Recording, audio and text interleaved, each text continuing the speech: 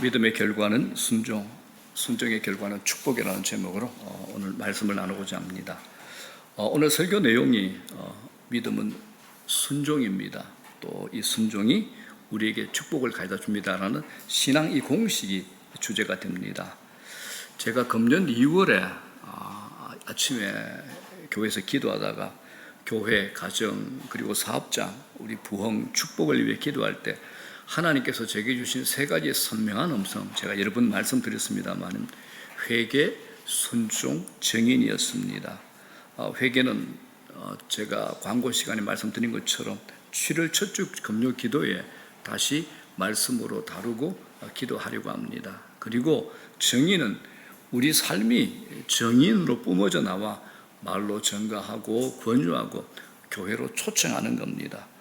정인에 관한 좀 기술에 관한 짧은 팁은 다음 주일에 우리 교육자 중에 한 분이 한 3분 내지 4분 정도 PT로 여러분들에게 좋은 팁을 줄 겁니다.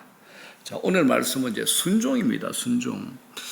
자, 그런데 이게 순종은 어려운 일임에 틀림이 없습니다. 그럼에도 순종 없이는 우리 믿음을 증거할 방법이 없습니다.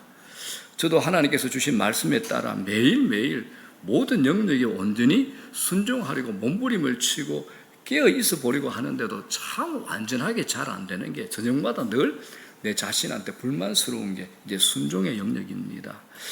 자, 20세기 최고의 예언적 복음 사역자 A.W. 토즈의 책을 보면 이제 이런 글이 나옵니다. 다 같이 한번 읽어볼게요.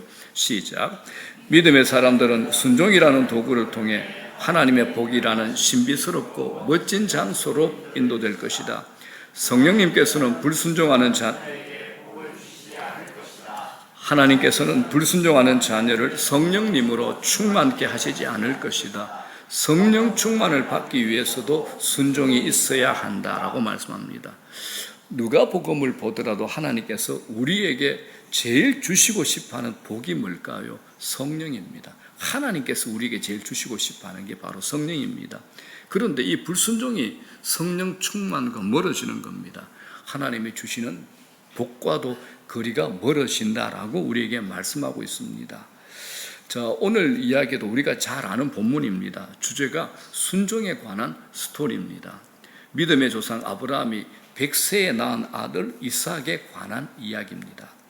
아마 100세의 아들 낳았으니까 아브라함 눈에는 아들밖에 없을 겁니다. 아빠들, 자식들 보게 되면 눈에 꿀이 뚝뚝 흐르잖아요. 그죠?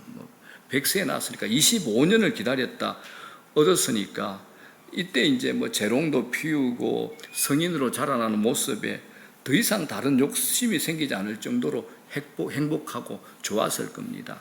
자, 그때 하나님이 아브라함에게 나타나셔서 시험을 하시는 거죠. 테스트하는 겁니다. 아브라함아, 네 아들 독자 이삭을 내게 바치라라고 합니다. 여기서 이제 하나님께 바친다는 게 하나님께 올려드린다는 게 이게 아니라 목사하십시오 이게 아니라 구약의 제사 형태를 말합니다. 이스라엘 백성들이 하나님께 제물을 바칠 때는 그 제물을 죽여서 불로 태우지요.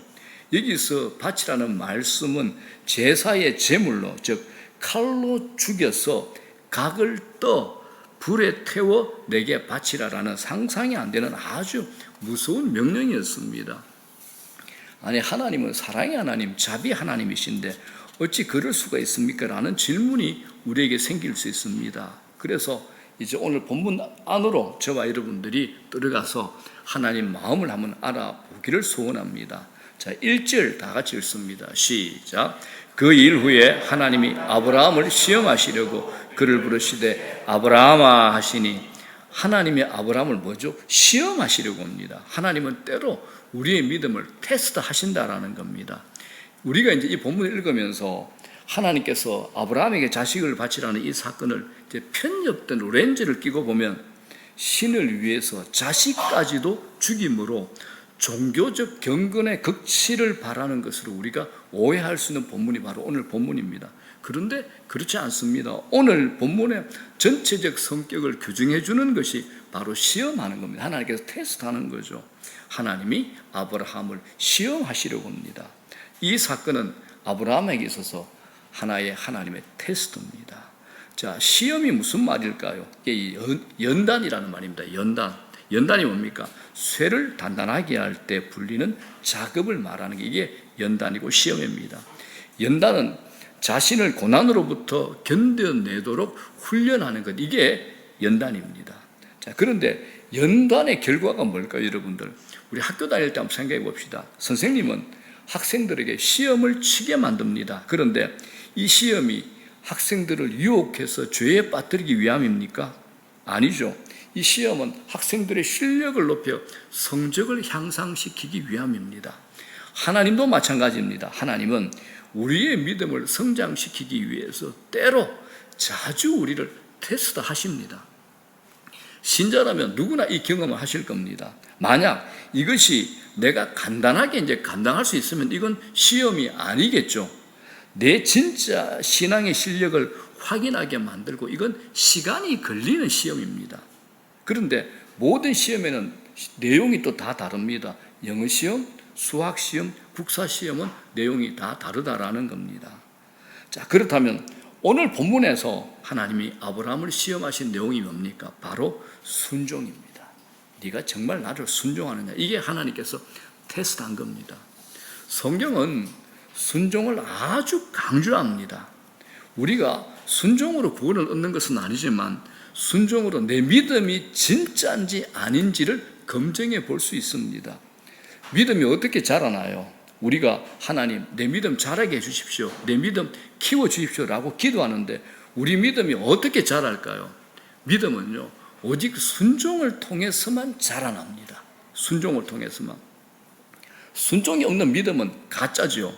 하나님을 진실하게 믿고 진실로 사랑하는 자는 하나님 말씀에 순종하는 자라고 성경은 말씀합니다.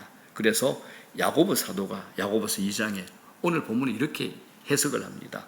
어탄한 사람아, 행함이 없는 믿음이 헛것인 줄을 알고자 하느냐. 행함이 없는 믿음, 순종이 없는 건 헛것이라는 거죠.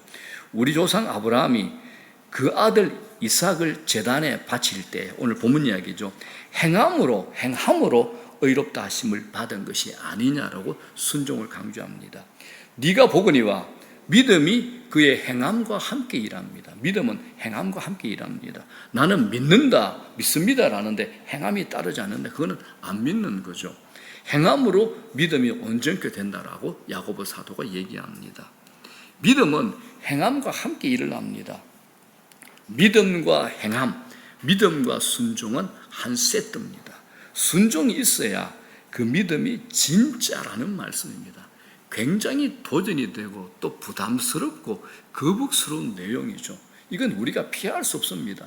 교회를 20년, 30년 다녔는데 이게 전도도 못해요. 성경도 몰라. 하나님 뜻이 무엇이도 몰라. 매일 징징거려. 왜 그럴까요? 답은 하나입니다. 순종의 훈련을 안 해서 그렇습니다. 자, 오늘 아브라함에게 주신 시험의 내용은 어렵고 충격적입니다. 자, 2절 볼게요. 시작. 여호와께서 이르시되 네 아들 네 사랑하는 독자 이삭을 데리고 모리아 땅으로 가서 내가 네게 일러준 한 산 거기서 그를 번제로 드리라. 이게 뭐 청천벽력 같은 소리죠. 그런데 이 말씀을 들은 아브라함은 다음날 아침 일찍이 일어나 나무를 준비합니다. 아들 이삭과 두 종 사환을 데리고 하나님이 지시하신 산으로 떠나죠. 그 길은 3일이나 걸리는 아주 길고 먼 여행길입니다.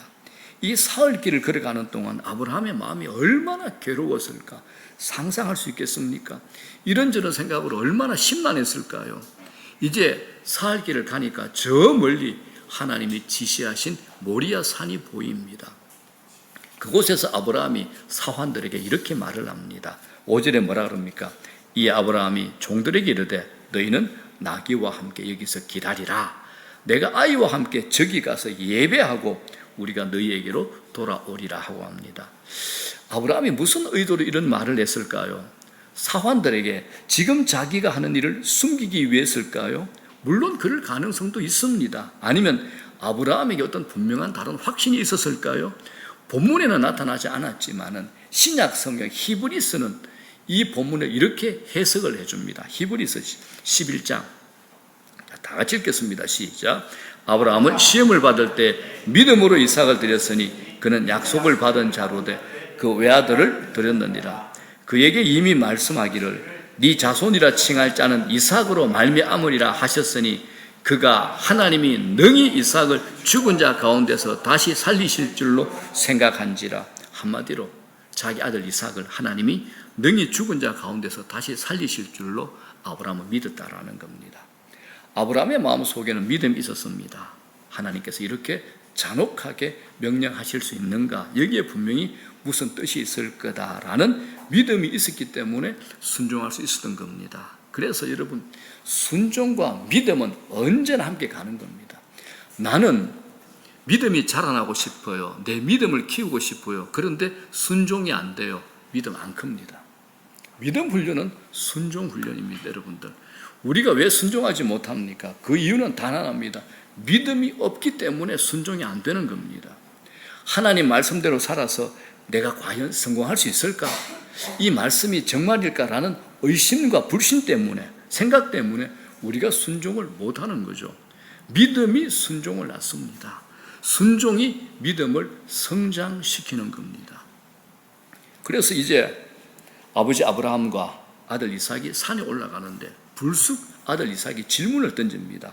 7절 뭐라 그럽니까? 아버지, 불과 나무는 있는데 번제할 하나님께 올려드릴 제사 드릴 어린 양은 어디 있습니까? 라고 질문합니다. 이게 이제 전곡을 찌르는 질문이죠. 아브라함이 얼마나 마음이 아팠겠습니까? 이때 아브라함이 이렇게 대답합니다. 8절, 번제할 어린 양은 하나님이 자기를 위하여 친히 준비하시리라 대답을 합니다. 물론 아들 이삭에게 자신의 마음을 감추고 싶어서 둘러댄 것도 있지만 아브라함 마음속에는 이런 믿음이 있었던 겁니다. 그리고 이제 마침내 산에 올라갑니다. 아들 이삭을 결박을 하죠.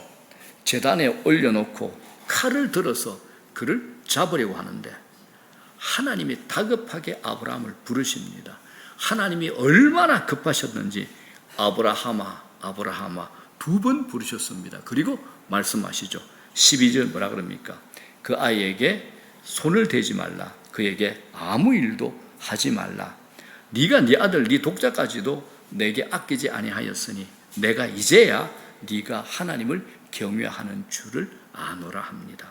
그리고 이제 뒤를 돌아보니까 양 한 마리가 수풀에 걸려 있는 겁니다. 그래서 그 양을 가져다가 하나님께 예배 번제를 드립니다. 자, 사랑하는 여러분, 본문은 특별히 순종의 대가와 축복에 대해서 많은 것들을 우리에게 얘기하고 있습니다. 본문을 이미 알고 있는 익숙한 스토리로 대하시면 안 됩니다. 깊이 있게 묵상을 하셔야 됩니다. 저는 본문 말씀을 통해서 첫 번째, 하나님 말씀하시는 순종이 얼마나 어려운 일인가. 두 번째, 우리가 온전한 순종을 하기 위해서 어떤 대가를 치러야 하는가. 세 번째, 하나님 앞에서 이런 순종을 했을 때 어떤 축복을 받을 수 있는가에 대해서 살펴보고자 합니다. 본문을 보니까 순종은 먼저 외로운 길이다라고 말씀을 합니다. 여러분, 하나님 앞에 순종하기 원하십니까? 쉽지 않습니다. 외로운 골짜기 지나는 겁니다. 아브라함이 하나님으로부터 이삭을 바치라는 말씀을 들은 후에 한 행동을 보십시오. 그는 그 누구에게도 말하지 않는 거예요. 그 당시 아브라함의 마음이 얼마나 답답했겠습니까? 만약에 이 사실을 그의 아내 사라에게 의논했다라고 상상을 해봅시다. 여보, 하나님께서 우리 아들 이삭을 번제로 바치라고 했어요. 그러면 그 부인 사라가 어떻게 반응했을까요? 여보, 하나님 말씀이니 우리 순종합시다. 이렇게 말씀했을까요? 절대 아닐 겁니다. 당신 정신 나갔어요 하면서 남편 대우하지 않았을 겁니다. 그러니 이 아브라함의 마음이 얼마나 외로웠겠습니까? 그 누구에게도 밝힐 수 없는 고통 때문에 정말 힘들었을 겁니다. 제가 살아오면서 깨달은 중 하나, 제가 이렇게 순종 얘기하면 남편들이 사고 치는 게 있죠. 아내에게 다 의논하셔야 됩니다, 여러분. 그런데 여러분들이 남편들이 사고 치는 게 대부분 아내한테 얘기 안 하고 사고 치는 게 많잖아요. 보증을 쓴다, 어디 투자한다. 이게 대부분 아내한테 얘기를 안 해가지고 이제 집에서 분란이 일어나죠. 대부분 얘기하셔야 됩니다. 그런데 하나님께서 특별하게 얘기한 게 있을 겁니다. 마음에 주시는 거. 이 부분 네가 순종하면 좋겠다는 것들은 그건 본인이 하는 겁니다. 그건 본인이 하셔야 되는 겁니다. 제가 살아오면서 깨달은 중 하나는 하나님이 내게 무엇인가 말씀하시면 이게 다른 사람과 상의할 필요가 없다라는 겁니다. 그런데 우리가 상의를 하는 이유가 있습니다. 딱 하나죠. 하나님 말씀에 순종하기 싫어서입니다. 자기 이야기를 듣는 누군가가 반대해 주기를 원하기 때문에 상의하는 거지 굳이 신앙적 조언을 필요해서가 아니다라는 겁니다. 하나님이 내게 말씀하시면 그냥 순종하면 되지 무슨 말이 필요하겠습니까? 아브라함이 그렇게 한 겁니다. 외로운 길을 홀로 떠난 겁니다. 그는 고향 땅 갈대오르에서 하나님이 떠나라고 하셨을 때도 누구와도 상의하지 않고 외로운 길을 떠난 겁니다. 그런데 이번에는 그때보다 몇 배 더 힘든 결정을 내려야 되는 겁니다. 모리아 땅으로 가는 사흘길 동안 아브라함이 얼마나 힘들었을까요? 그런데 그는 자신의 짐을 묵묵히 지고 가는 겁니다. 여러분, 하나님께서 여러분들에게 무엇인가 깨우쳐 주신 게 있나요? 그저 순종해 보시기를 바랍니다.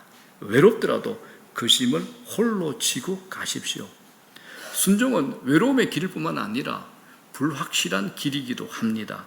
하나님께서 우리에게 순종을 요구하실 때 앞으로의 일을 미리 보여주면서 순종을 요구하지 않으시는 경우가 많습니다. 처음에 아브라함을 불러가지고 아브라함아 네가 본토 친척 아비 집을 떠나라 하실 때도 목적지를 가르쳐 주지 않으셨어요. 본문을 보면 구체적으로도 어느 산인지 말씀하시지도 않고 그냥 내가 네게 지시하는 한 산 거기서 그를 번제로 드리라라고만 말씀하셨습니다. 우리말로는 내가 네게 일러준 한 산으로 되어 있지만은 이게 정확한 번역으로 뭐냐 하면 내가 네게 일러줄 한 산임입니다. 이게 정확한 번역입니다. 이게 무슨 말이냐? 네가 일단 내 말을 듣고 순종해서 떠나면 그때서야 내가 구체적인 방향을 가르쳐 주겠다. 이 의미가 되는 겁니다. 게다가 내가 양을 준비해 놨거든 이 말씀 하지 않으셨잖아요. 그냥 네 아들 이삭을 내게 바쳐봐라. 이 테스트를 하신 겁니다. 아무런 대안과 계획은 알려주지 않은 채로 말입니다. 자, 그러면 여러분 하나님께서 왜 그렇게 하셨을까요? 하는 게 이제 우리가 질문이 나옵니다. 왜 이렇게 하셨을까요? 답은 이겁니다. 모든 상황이 불확실할 때 비로소 하나님만이 확실하게 보이기 때문입니다. 우리는 하나님 말고 대안이 너무 많은 사람들입니다. 옛날에 한국 교회가 가난할 때는 하나님밖에 없잖아요.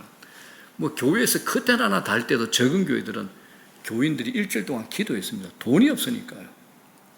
요새는 그런 문제 없잖아요. 뭐 일합시다 그러면 다들 누굴 보나요? 재정 장로님을 쳐다봅니다. 우리 교회 지금 재정이 얼마 있죠? 별로 고민 안 해요. 이거 합시다 저거 합시다 다 그렇게 합니다. 왜? 하나님 외에 대안이 너무 많잖아요. 그런데 여러분 한번 보십시오. 우리가 살아가면서 모든 상황이 불확실할 때 비로소 하나님만이 확실하게 보입니다. 하나님만이 이때 확실하게 보이는 겁니다. 환경을 보지 말고 너 나만 바라보고 순종해 보렴. 하나님께서 우리에게 믿음의 훈련을 시키는 거죠. 하나님께서 뭐가 부족하겠다고 우리에게 아들 바치라 하겠습니까? 하나님께서 뭐 인신매매법입니까? 그러지 않잖아요. 그 이방 땅에 자식들을 바치는 제사들이 있었습니다. 몰록 제사. 하나님께서 그들을 멸망을 시켜버렸어요. 여러분 결과 계산하지 않고 하나님만 바라보고 행할 수 있는 것, 하나님께서 우리에게 이 훈련을 시키는 겁니다. 이게 순종이라는 거죠. 그렇기 때문에 이 순종은 믿음이 없으면 갈 수 없습니다. 믿음으로만 갈 수 있는 게 순종입니다. 아무나 갈 수 있는 길이 아닙니다. 압이라면 도저히 받아들일 수 없는 명령이잖아요. 아브라함이 어떻게 순종할 수 있겠습니까? 오직 믿음으로 가능했습니다.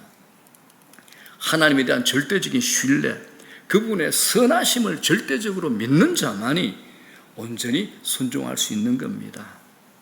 그런데 순종의 길을 간다고 해서 항상 평안하지만은 않습니다. 미래에 대한 불확실성 때문에 불안할 수도 있는 겁니다. 그런데 이런 고통의 과정을 견뎌야 비록 순종의 열매를 맺을 수 있다는 겁니다. 아브라함이 느꼈을 마음의 고통을 한번 상상해 보십시오. 얼마나 두렵고 외로웠을까요? 이삭이 누굽니까? 자신의 꿈이잖아요. 자신의 존재 이유입니다. 만일 하나님이 내게 야, 너 민호 한 바쳐봐라. 저 민호 데리고 도망갔을 겁니다. 그죠? 100세에 낳은 아들, 그토록 오래 기다려서 낳은 아들, 무엇과도 바꿀 수 없는 귀한 아들입니다. 그런데 지금 하나님이 그 아들 바치라고 하는 겁니다. 이거 생각할 필요 있습니다. 아브라함이 처음 하나님 믿을 때 하나님께서 이 요구 안 하셨습니다. 이 테스트 안 하셨습니다. 언제요? 25년 동안 수없는 시간에 하나님을 신뢰하도록 훈련시키면서 마지막 이 테스트를 한 겁니다. 그러므로 여러분들, 여기 앉아있는 여러분들이 행여나 이 설교를 듣고 아직 믿음도 없는데 하나님께서 내 아들 바치라면 어떡하나, 절대 걱정하지 마십시오. 절대 그런 얘기 안 하십니다. 어떤 분들이 예수 믿기 처음 했을 때 하나님께서 나를 선교사로 보내면 어떠지? 절대 안 보냅니다. 하나님께서 우리에게 그 과정을 거치게 하는 것은 하나님을 바라보고 네가 나를 온전히 믿느냐라는 수없는 우리 시간의 훈련과 과정을 통해서 우리에게 그렇게 하시는 거지, 절대 금방 온 사람한테 네가 네 자식을 나한테 줘볼래? 걱정하지 마시오. 절대 그러지 않습니다. 아주 친한 두 분 목사님이 계셨어요. 한 분은 딸만 하나, 다른 한 분은 아들이 자그마치 5명이야. 근데 두 분이 너무 친해. 두 분이 워낙 친하고 가족처럼 지내는지라 딸만 가진 목사님이 이제 심각하게 부탁을 하나 했어요. 이보게 이 목사, 자네 아들 5 아닌가? 한 명을 내게 양조로 주면 어떨까? 야, 아들 5가지 목사님은 이 아들이 5명이 얼마나 시끄러웠겠어요. 돈도 많이 들고 재미도 없고. 그러니까 5명 되니까 하나 줘도 괜찮겠다라는 생각이 들었습니다. 그날 집에 와가지고 이제 누구를 줄까라고 해서 아이들 방문을 다 열어본 거예요. 첫 번째는 누굽니까? 장남, 상속자 그랬었는데, 둘째는 또 공부를 제일 잘했대네. 이제 셋째는 자기를 쏙 빼 닮았대요. 넷째는 너무 아파 빌빌거려. 5째는 제일 애교가 많은 막내, 결국 주지 않았다는 얘기입니다.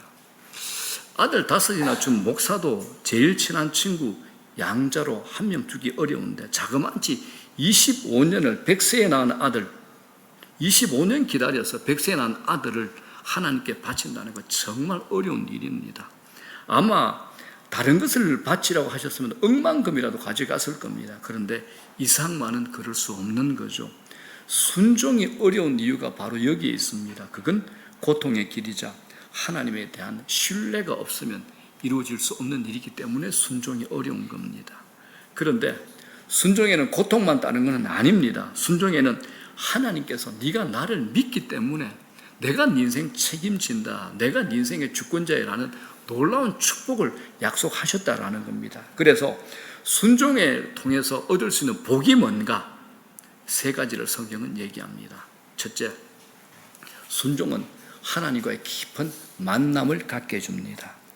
아브라함이 외로움과 고통의 골짜기를 지나 사흘 만에 모리아산에 도착을 하죠. 모리아산에 도착한 아브라함이 이제 하나님의 음성을 듣게 됩니다. 그곳까지는 혼자서 외롭게 왔는데 하나님이 지시한 곳으로 가니까 하나님이 먼저 오셔서 거기 기다리고 계시는 거예요.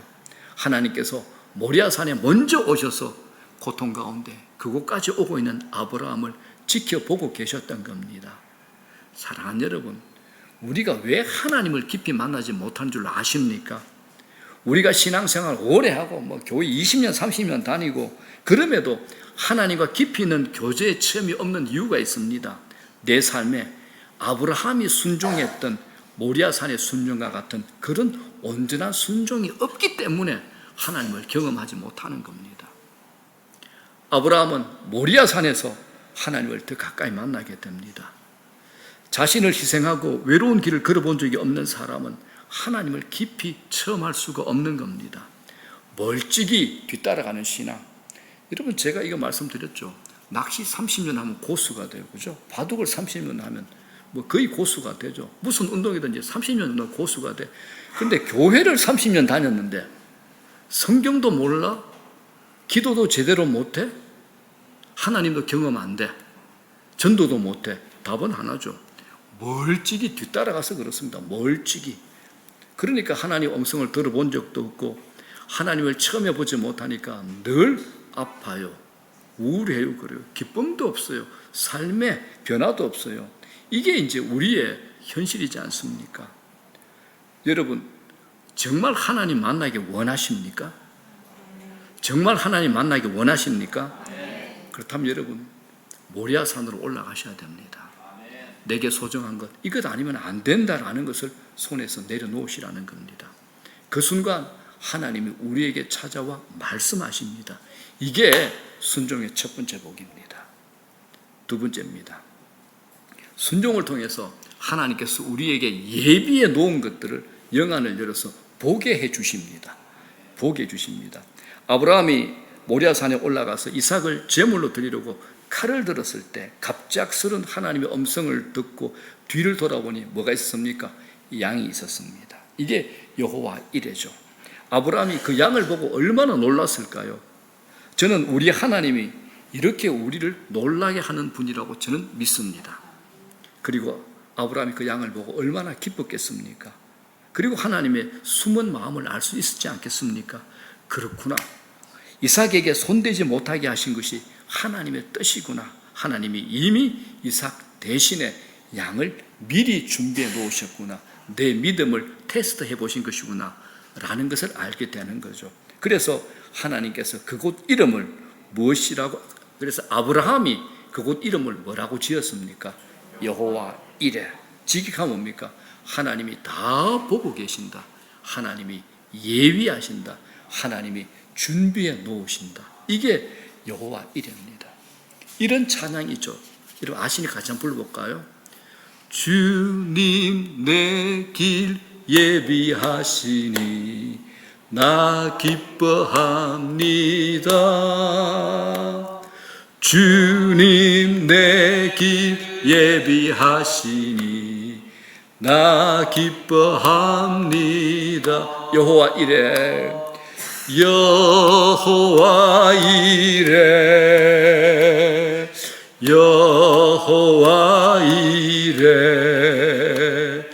주님 내 길 예비하시니 여호와 이레. 이런 명복의 찬양을 모르신다는 겁니까? 반주자 찾을 수 있나요? 주님 얘기를 해요. 오케이. 자, 반주에 맞춰서 한번 불러봅시다. 주님 내 길 예비하시니 나 기뻐합니다. 주님 내 길 예비하시니 나 기뻐합니다. 여호와 이레. 여호와 이레. 주님 내 길 예비하시니 여호와 이레. 하나님께서 우리의 길 예비하십니다. 준비하십니다. 자.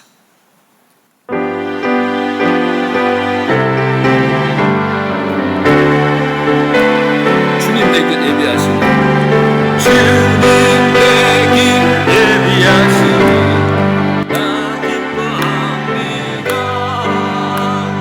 주님 내 길 예비하시니 나 기뻐합니다.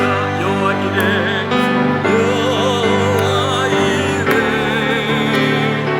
여호와 이레.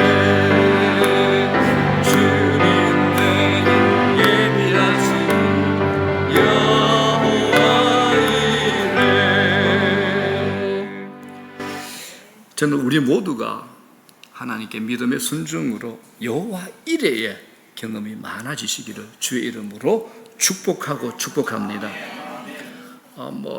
이런 여호와 이레의 이런 경험들은 우리 믿음의 선배들한테 너무 많습니다. 예화가 너무 많기 때문에 제가 한 가지만 좀 말씀을 드릴게요. 허드슨 테일러, 중국 선교의 아버지, 이분의 이제 자서전에 이런 고백이 나옵니다. 자신이 중국으로 선교를 떠나기 위해서 준비하던 중에 어느 가난한 집에 복음을 전하러 가게 되었습니다.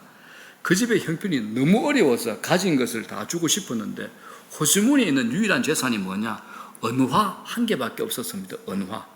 그걸 이제 주고 나면 자신이 며칠 동안 먹을 게 없는 거야. 그래서 쉽게 주지를 못했습니다. 이제 복음을 전한 후에 집으로 돌아오다가 마음이 너무 무겁고 힘이 들었습니다. 이제 그래서 다시 돌아간 거예요. 자기 전 재산 은화를 그 집에게 주고 그때 하늘의 기쁨을 경험했다고 했는데, 그런데 현실은 뭡니까? 집에 와보니까 묵은 죽밖에 없는 거죠. 그날 저녁에 묵은 죽으로 때웠다고 합니다. 근데 그 다음날 아침에 발신인이 없는, 이름도 없는 내용물의 우편물을 받았는데 그 안에는 금화가 있었다고 합니다. 금화. 그 자리에서 허드슨 텔러가 이렇게 외쳤다고 합니다. 할렐루야, 감사합니다. 불과 12시간 만에 3배의 수익을 얻게 하시다니 하나님, 이거는 굉장한 수익률입니다. 이런 고백을 했다고 합니다. 그러면서 이런 글로 마칩니다. 다 같이 시작. 하나님께서는 당신을 신뢰하고 순종하는 자에게 여호와 일의 역사를 베푸시는 것이다. 아멘. 사랑하는 여러분, 하나님은 우리를 위해서도 놀라운 것들을 준비해 놓고 계십니다. 그런데 어떤 사람은 평생을 가도 그것을 얻지 못하는 겁니다. 왠 줄 아십니까? 순종의 모리아에 가본 적이 없기 때문에 그렇습니다. 아브라함이 모리아에 가지 않았더라면 어떻게 자신을 위해서 예비해 놓으신 하나님의 것을 경험할 수 있었겠습니까? 순종이야말로 하나님이 우리를 위해 예비해 놓은 것들을 얻게 하고 보게 합니다. 오직 순종을 통해서만 이 모든 게 다 가능한 겁니다. 하나님이 우리를 위해서 예비해 놓은 것들을 모두 받기 원하십니까? 그렇다면 여러분, 저도 마찬가지입니다. 우리 모두의 발걸음을 모리아로 옮겨보는 겁니다. 자, 세 번째, 여러분들이 제일 궁금해하는 것, 순종이 우리에게만 하나님의 복을 더 풍성하게 만듭니다. 자, 아브라함이 적극적으로 하나님 말씀에 순종함으로 구체적인 축복을 받게 됩니다. 자, 16절 뭐라 그럽니까? 이르시되 여호와께서 이르시기를 내가 나를 가리켜 맹세한다. 하나님이 자신을 이름을 걸고 맹세하는 거예요. 네가 이같이 행하여 네 아들 네 독자도 아끼지 아니하는 그 믿음의 순종을 보여줬기 때문에, 자, 이 믿음의 순종이란 복의 내용입니다. 17절 내가 네게 큰 복을 주고 네 씨가 크게 번성하여, 이때 아브라함에는 아들 한 명밖에 없잖아요. 아브라함을 통해서 천하 만국이 믿음의 자손으로 되겠다는 번성의 축복을 약속하셨어요. 어떻게 해요? 하늘의 별과 같고 바다의 모래와 같이. 우리 모두 아브라함의 자손이잖아요. 그 다음에 뭡니까? 네 씨가 그 대적의 성문을 차지하랴. 이 승리의 축복이죠. 우리 인생의 승리의 축복입니다. 18절 또 네 씨로 말미암아 천하 만민이 복을 받으리니. 우리가 복의 유통자입니다. 나를 통해서 세상이 복을 받게 하는 겁니다. 마지막 결론이 뭡니까? 이는 네가 나의 말을 준행하였음이니라 하셨다니라. 이는 네가 나의 말을 준행하였다. 순종함으로 하나님이 엄청난 번영과 부조를 아브라함에 약속하신 거죠. 아브라함이 이 복을 그대로 다 받았습니다. 17절에 내가 네게 큰 복을 주고, 이 말씀의 원어를 보면 순종하는 아브라함에게 큰 복을 주시겠다는 하나님의 강력한 의지가 담겨 있습니다. 네게 큰 복을 주고, 이 부분을 영어 성경을 보게 되면 이렇게 해석하였습니다. NIV 성경을 보게 되면 surely bless, 반드시 복 주겠다. NIV 성경 반드시 복 주겠다. RSV 성경을 보게 되면 indeed bless, 내가 꼭 복 주겠다라고 말하고 있는 겁니다. 자, 17절에 네 씨가 크게 번성하여, 번성의 축복이죠. 18절 하에 네 씨가, 네 후손이 대적의 성문을 차지한다. 삶의 방해물과 대적에서 승리한다. 대적의 성 전체를 네가 차지하게 될 것이다 라는 겁니다. 18절 네 씨로 말미암아 천하 만민이 복을 받는다. 복의 근원이 되는 축복을 받는다. 네가 복의 유통자가 될 거야. 네가 정인이 되는 삶을 살 거야 라는 이 복을 허락하신 겁니다. 이 모든 복의 결론이 뭡니까? 18절 마지막에 이는 네가 나의 말을 준행하였음이니라 라는 순종을 또 강조하고 있는 겁니다.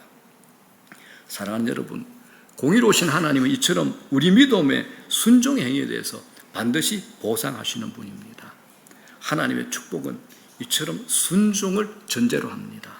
불순종은 축복을 받지 못한다는 겁니다. 자, 이제 말씀 정리합니다. 우리 교회가 7월 둘째 주부터 항돈직으로 수고하고 섬기실 분들을 선출하게 됩니다. 성경이 말씀하는 기준으로 우리 모두가 다 부족합니다. 저도 부족합니다. 그렇다라고 기준을 무시할 수는 없습니다. 그 기준을 포괄적으로 정리할 수 있는 한 단어가 뭡니까? 우리 모두 하나님께 순종하는 겁니다. 순종하는 자가 하나님이 기뻐하시는 사람입니다. 순종하는 자가 말씀의 사람이고, 순종하는 자가 성령 충만의 사람인 겁니다. 자, 고린도전서 4장 2절 이런 말씀이 있죠. 그리고 맡은 자들에게 구할 것은 충성이니라고 합니다. 성경이 말씀하는 일꾼의 조건은 뭐냐? 충성입니다. 예, 충성이 맞습니다. 그런데 하나님께 순종하지 않는 충성은, 자기에게 하는 충성은 이게 가장 위험한 충성이 된다는 겁니다. 새로 선출되는 항존주의 모든 분들부터 우리 모두 전부가, 우리 교회 전부가 순종이 쉽고 재미있고 불순종이 더 힘들고 어려운 하나님의 백성이 되기를 주의 이름으로 축복합니다. 우리 교회에 순종의 은혜를 구합니다. 우리 모두가 순종의 영으로 충만하기를 구합니다. 순종은 우리에게 베푸시는 하나님의 축복을 풍성하게 만듭니다. 우리가 하나님을 위해서 순종함으로 포기하는 것이 있을 수 있지만 실제로 잃는 것은 하나도 없습니다. 아무것도 없습니다. 순종 후에 우리는 더 귀하고 소중하고 빛난 것을 하나님으로부터 얻게 될 겁니다. 순종은 하나님과의 깊은 만남을 갖게 해줍니다. 순종은 하나님이 우리를 위해 예비해 놓은 것들을 보게 합니다. 순종은 우리에게 임한 하나님의 복을 더욱 풍성하게 만듭니다.